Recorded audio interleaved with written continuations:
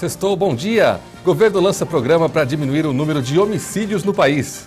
Serviço será chefiado pelo ministro da Justiça, Sérgio Moro, e integra os 3 poderes do país. Jair Bolsonaro diz que vai vetar trechos da lei de abuso de autoridade. Ex-diretor do metrô de São Paulo revela esquema de propina que durou 10 anos. Secretário-geral da ONU fala sobre os incêndios na Amazônia. Ameaçados de extinção. Família de tigres de Bengala ganha 3 novos filhotes no zoológico do Peru. Tudo isso e muito mais, agora, na edição das 8h30 da manhã. Olá, bom dia! Hoje é sexta-feira, dia 30 de agosto de 2019. E vamos aos destaques de alguns dos principais veículos do país, começando pelo G1. Na Amazônia Francesa, parque ocupa quase metade do território e garimpo é maior. Ameaça ambiental. Reserva ambiental na Guiana Francesa fica na fronteira com o Amapá.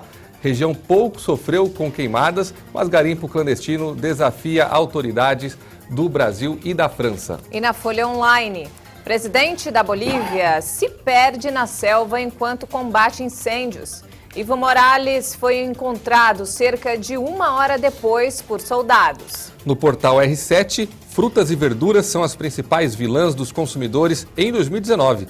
Itens presentes nas feiras livres e hortifrutis representam 12 das 15 maiores altas de preços nos primeiros 8 meses do ano. E no Carioca, o Globo. Anulação de sentença de Sérgio Moro divide plenário do STF. Nos bastidores, ministros calculam um empate de 5-5 sobre entendimento da segunda turma. A ministra Carmen Lúcia decidiria. Na revista Veja agora, Eduardo Bolsonaro e Ernesto Araújo têm reunião na Casa Branca nesta sexta. Dupla espera se encontrar com Trump e agradecer defesa da soberania na Amazônia. Eduardo nega que a embaixada esteja em pauta. Já tenho pouco, ele disse. No Estadão, 1 ano do incêndio do Museu Nacional, instituição mais antiga do país, o museu foi consumido pelas chamas. A reconstrução já começou e o local deve estar pronto em 2025. No El País, Organização Mundial da Saúde alerta para aumento dramático do sarampo na Europa. No Brasil, os casos se concentram em São Paulo, onde foi registrada a primeira morte pela doença desde 1997. E finalizando com o G1. Flórida e Geórgia se preparam para a chegada de Dorian como furacão de categoria 4. Estado de emergência foi declarado pelos governadores dos 2 estados. O presidente Donald Trump cancelou viagem à Polônia por causa da tempestade. Atualmente, o furacão de categoria 1, Dorian, deve chegar ao sudeste dos Estados Unidos na segunda-feira. E o governo lançou ontem o programa oficial Em Frente Brasil, que será chefiado pelo ministro da Justiça, Sérgio Moro. O projeto tem o objetivo de diminuir o número de homicídios no país, integrando as 3 esferas do governo para atuar na prevenção. Parece inviável falar em fim da violência para um país que concentra 14% dos homicídios do planeta e carrega o título de recordista mundial de violência letal. De acordo com um estudo do Instituto de Pesquisa Econômica Aplicada, em parceria com o Fórum Brasileiro de Segurança Pública, só em 2017 foram mais de 65.600 homicídios. A pesquisa do IPEA também mostra que o desafio de diminuir a violência no Brasil pode sim estar relacionado com políticas públicas focalizadas. E é acreditando nisso que o governo federal lançou nesta quinta-feira o programa Em Frente Brasil. Um projeto piloto de combate à violência. Ele será capitaneado pelo ministro da Justiça e Segurança Pública, Sérgio Moro, e irá ser implementado primeiramente em 5 cidades: Cariacica, no Espírito Santo, Ananindeua, no Pará, Goiânia, em Goiás, São José dos Pinhais, no Paraná e Paulista, em Pernambuco. Cada um desses municípios vai receber um investimento de R$4 milhões. Eles foram escolhidos em função da média de homicídios dolosos que ocorreram no período de 2015 a 2017. Uma das metas é reduzir o número de mortes. Em seu discurso, Sérgio Moro lembrou que o país registrou queda de mais de 20% no número de homicídios só nos primeiros meses de governo Bolsonaro. Ele explicou que o projeto será dividido em 2 fases. Na primeira, ocorrerá a união de forças de segurança municipal, estadual e federal para atacar o problema da violência urbana. E a segunda vai aliar medidas de segurança pública e ações sociais e econômicas. Parceria com os governadores dos estados envolvidos nesse projeto e com os prefeitos dos municípios, para que nós tenhamos uma ação conjunta, integrada, não só das forças de segurança federais, estaduais e municipais, mas igualmente desses agentes de política pública transformadores. Moro afirmou que o programa irá mudar a forma como a União lida com crimes violentos. A ideia é nós agirmos preventivamente. Nós irmos a esses municípios para evitar que situações de criminalidade violenta se agravem. O ministro da Cidadania, Osmar Terra, lembrou que, em geral, as cidades mais violentas também têm os números piores no acesso à educação, desenvolvimento infantil e mercado de trabalho. Aumentar o controle do território pelas forças de segurança, mas também de garantir uma melhoria dos indicadores sociais e do atendimento a essa população mais necessitada. Todos nós juntos podemos sim fazer melhor para a nossa pátria, colocar o nosso querido Brasil no lugar de destaque que ele bem merece. E o presidente Jair Bolsonaro avisou que vai vetar trechos da lei de abuso de autoridade. O anúncio foi feito durante a gravação de sua live semanal. Bolsonaro descartou o veto integral ao projeto de lei de abuso de autoridade, aprovado pelo plenário da Câmara dos Deputados no dia 14 de agosto. Mesmo com as pressões de alguns setores, o presidente afirmou que os bons artigos vão ser mantidos. O ministro Moro está propondo, se não me engano, 9 vetos. E tem mais pessoas propondo vetos. A gente vai analisar e vamos decidir. Tem um pessoal dizendo, é veto total ou nunca mais voto em você. Ô, cara, se você não tem consciência da responsabilidade que eu tenho na minha caneta, tá? Não vote mesmo. Você vote na esquerda no futuro. O projeto lá tem dezenas de artigos. Bons artigos, a gente vai deixar lá. Agora, se você achar que eu tinha que vetar tudo, paciência. Bolsonaro só deve anunciar a decisão no dia 5 de setembro, quando termina o prazo de 15 dias úteis para o veto ou sanção. Em caso de veto, o texto volta para análise do Congresso Nacional, que pode manter ou derrubar o que Bolsonaro decidiu.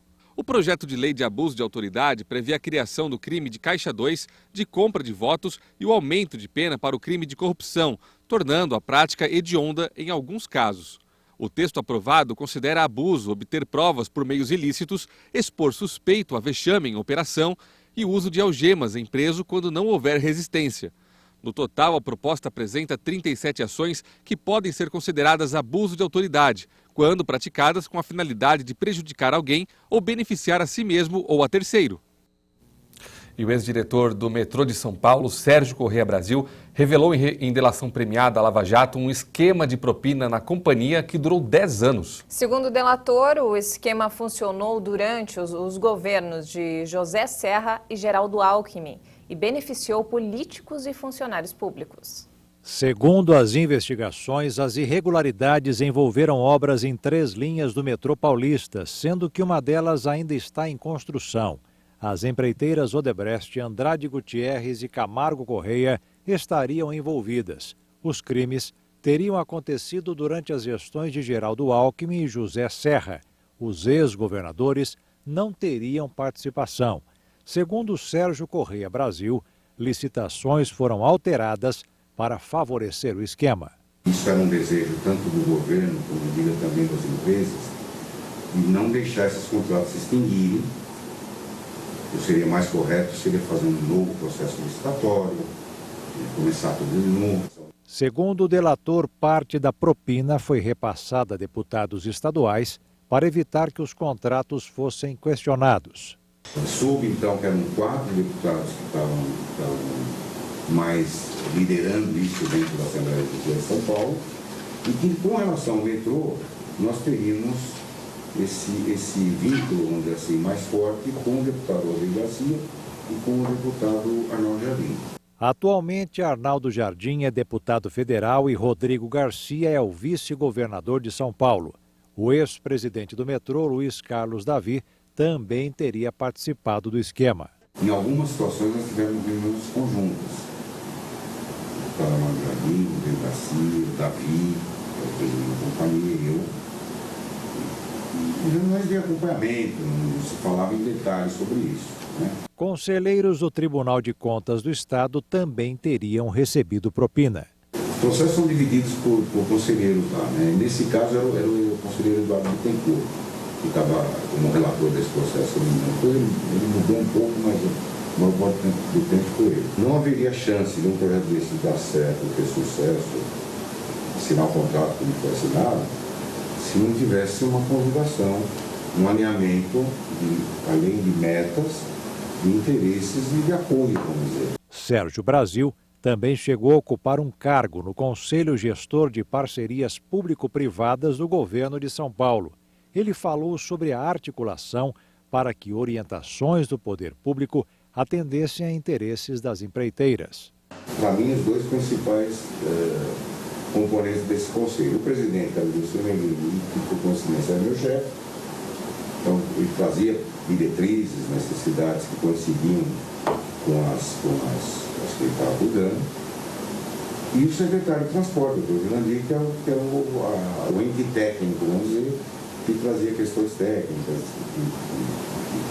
cláusulas mais técnicas. O esquema entrou em operação em 2004 e funcionou até as eleições de 2014.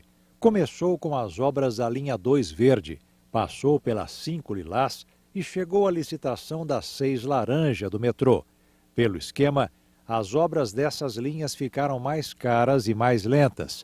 Os partidos PPS, hoje Cidadania, PSDB, PFL, hoje DEM e PTB teriam recebido repasses mensais em troca de apoio ao governo tucano. A Justiça Federal de São Paulo recebeu a denúncia e acusou 14 pessoas. Os partidos citados negam as acusações. O deputado Arnaldo Jardim e Eduardo Bittencourt disseram que não têm conhecimento dos fatos. Jurandir Fernandes informou que nunca foi citado em esquemas ilícitos. O Palácio dos Bandeirantes informou que o vice-governador Rodrigo Garcia já foi inocentado no STF. Geraldo Alckmin e o senador José Serra disseram que não são citados na delação e que desconhecem o teor das declarações de Sérgio Brasil. O metrô disse que, se comprovada qualquer irregularidade, apoia a punição dos envolvidos e o ressarcimento dos eventuais prejuízos. As empreiteiras reafirmaram que colaboram com a Justiça. E os presidentes da Câmara dos Deputados, Rodrigo Maia, e do Senado, Davi Alcolumbre, anunciaram um acordo para acelerar a tramitação da proposta, que inclui estados e municípios na nova Previdência. Os municípios ficaram de fora do projeto original encaminhado pelo governo. A pressão foi grande, governadores reclamaram e os presidentes das casas legislativas resolveram atender essa demanda. Acho que um debate agora com menos polêmica vai facilitar o nosso trabalho e acredito que da forma como o senador Tasso colocou no texto a questão dos estados e municípios facilita muito a nossa vida, porque eles terão que, por lei ordinária, aprovar nas suas assembleias, o que vai mostrar um engajamento, né, de forma transparente dos governadores e dos seus deputados, né, porque o grande problema foram as disputas locais. E com essa decisão inteligente do senador Davi, do presidente Davi e do senador Tasso, eu acredito que ela volta para a Câmara, como eu disse, se tratando só de uma parte, acho que facilita e eu espero que assim que o Senado votar, nas próximas semanas, a Câmara já começa a discussão na CCJ e depois na Comissão Especial e vamos tentar avançar no plenário o mais rápido possível. É um texto que ameniza essa discussão em relação aos governadores, mas também passa a responsabilidade para que eles possam fazer, por lei ordinária, não por emenda constitucional, nas suas assembleias e assim mesmo nas câmaras de vereadores, a reforma dos seus estados e dos seus municípios. Então, com certeza absoluta, o Senado está fazendo a sua parte, está cumprindo o seu papel. O senador Tasso fez várias alterações, inclusive supressão no texto, que não atrapalha a promulgação do texto, do eixo principal da reforma, no que diz respeito ao governo central, mas também fez e fará algumas alterações na PEC paralela, e dentre elas a principal é a inclusão dos estados e dos municípios, dando essa concessão para que os estados que queiram fazer o seu ajuste façam através de lei ordinária nas suas assembleias. A PEC paralela sendo passada no Senado seja a prioridade absoluta na Câmara, ou seja, nós vamos ter quase que uma continuidade da votação da PEC paralela no Senado e na Câmara, o que dá tranquilidade que isso vai ser votado de uma maneira célere até o fim do ano. Mas nem todos concordam com a votação da PEC paralela para tratar de outros pontos da reforma da Previdência.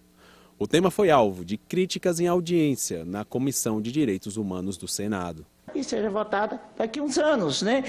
Simplesmente instituiu-se, ou nunca, instituiu-se essa PEC simplesmente para dar uma satisfação. Por isso que o Brasil é o país com maior índice de judicialização. Então, nossas leis são mal feitas. Nosso processo legislativo é discutido com base em política e não na realidade social. Veja a seguir. O secretário-geral da ONU fala sobre os incêndios na Amazônia. E ainda, família de tigres de Bengala aumenta no zoológico do Peru. Nós voltamos em instantes. Até já!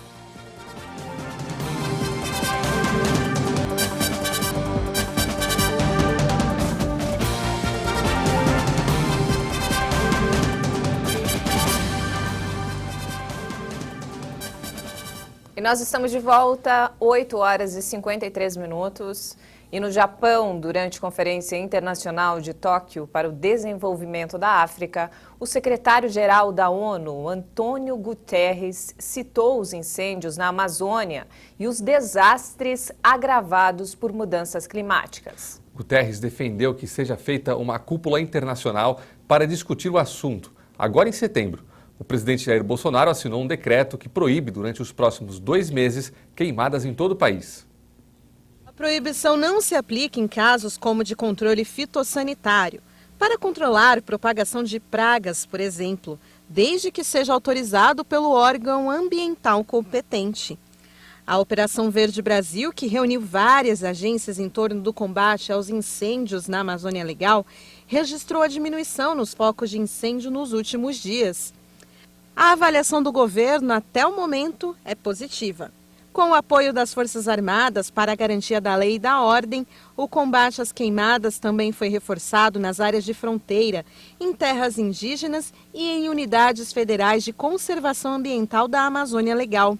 E o secretário-geral da ONU, Antônio Guterres, que está na Conferência Internacional sobre o Desenvolvimento da África no Japão, defendeu a realização de uma reunião sobre o tema, à margem da Assembleia Geral da ONU em setembro. Acredito que a comunidade internacional precisa se mobilizar fortemente para apoiar os países da Amazônia com o intuito de fazer 2 coisas: parar os incêndios o mais rápido possível com todos os meios disponíveis e ter uma política de reflorestamento consistente. Precisamos fazer muito mais do que fizemos no passado.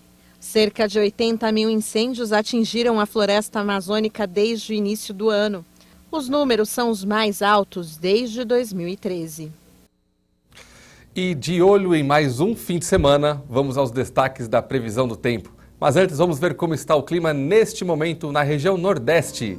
Câmera posicionado do alto e imagem linda das margens do Rio Tocantins, que banha a cidade de Imperatriz, no Maranhão. A sexta-feira começa com céu azul nesta região que não tem previsão de chuva. O calor vem forte. Neste momento, os termômetros registram 24 graus e a máxima deve chegar aos 39. E na sua região, como fica o clima hoje? É o que a gente confere agora na previsão completa para todo o país.